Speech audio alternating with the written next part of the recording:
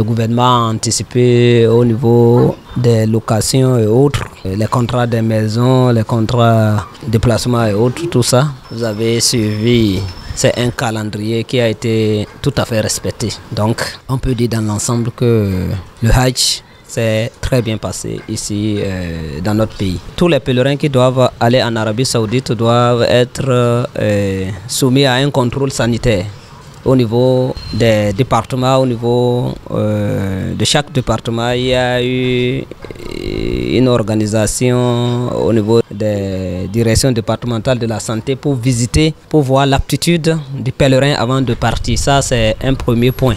C'est fondamental. Le deuxième point, et surtout, c'est l'anticipation sur les actes en amont.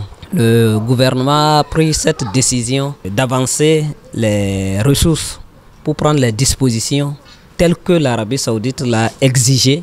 Parce que c'est une exigence, ce n'est pas au niveau du Bénin seulement, c'est une exigence au niveau de tous les pays organisateurs. Donc du fait que le Bénin a respecté toutes ces étapes jusqu'à la fin du Hajj, donc du coup l'Arabie Saoudite a fait le point et a constaté les pays qui sont à jour. Et le Bénin était sur la liste. Et c'est pour ça ce trophée-là. Désormais, même l'Arabie Saoudite essaye de voir les pays qui sont à jour pour même prendre en compte le patient.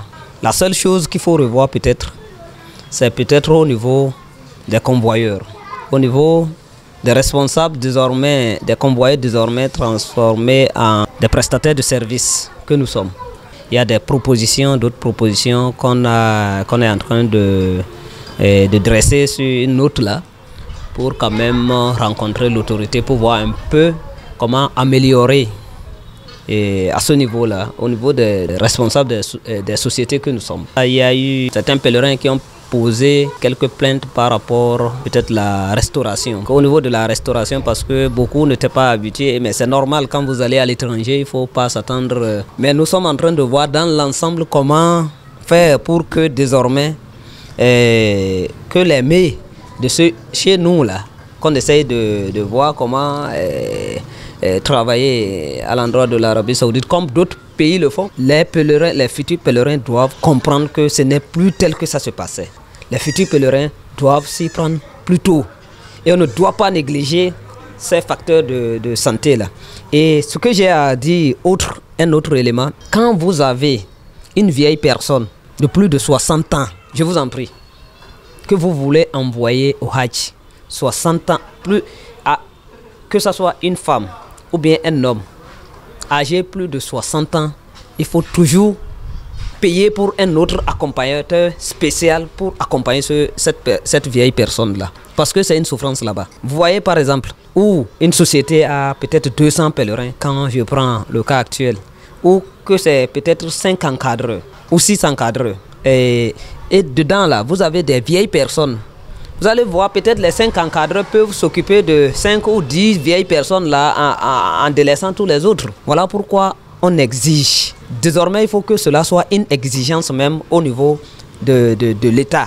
Si vous avez une vieille personne à envoyer en Arabie Saoudite, il faut payer 2 places dans la famille, que quelqu'un aille l'assister personnellement. Ce qu'il faut dire, il a les réformes. La première réussite, c'est d'avoir une maison Hajj. Parce que les autres régimes ont essayé, mais n'ont pas pu.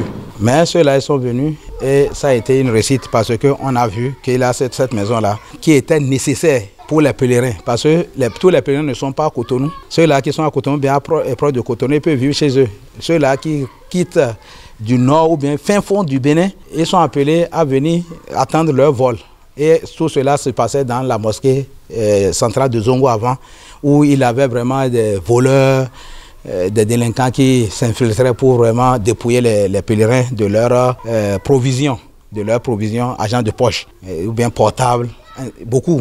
Alors qu'aujourd'hui, on voit que cela a cessé, les pèlerins voyagent en sécurité. Ça là, c'est une réussite qu'il faut noter. Il faut noter aussi que là-bas aussi, le Bénin est bien vu. Le Bénin est bien vu parce que avant, quand tu es béninois là, on envisageait à voir comme les autres pays vivaient mieux. Alors que maintenant, le Bénin aussi est vu dans ce cadre-là. Parce que oui, on sait que le Hajj, c'est un coût. Mais Le régime qui est là dit que si le Hajj a un coût, et voilà que le Coran dit c'est ceux-là qui ont le moyen. Donc ceux-là qui n'en ont pas de moyen n'ont qu'à attendre à trouver le moyen. Et qui n'est pas de jonglage. Donc ça là, il faut noter ça. Ce qui a laissé aujourd'hui au niveau de la réussite de Hajj, il faut noter que la disposition des aéronefs où le Bénin a signé un engagement avec la compagnie Turkish Airlines. Et on sait que dans l'aviation, Turkish Airlines fait partie des leaders. Donc c'est Turkish Airlines qui convoie les pèlerins béninois. Quand ils disent quelque chose, c'est ça. Donc la ponctualité, cette année vous avez constaté, donc 30 là c'est 30. Et le retour 25 c'est 25. Donc ça là, il faut noter. Alors qu'avant, il y a des avions que les gens programment. Et quand vous êtes à Cotonou, en même temps, on dit que l'avion n'est pas venu. Il faut attendre des négociations, tout cela, ça décourage. Donc on note que ça là, c'est une réussite.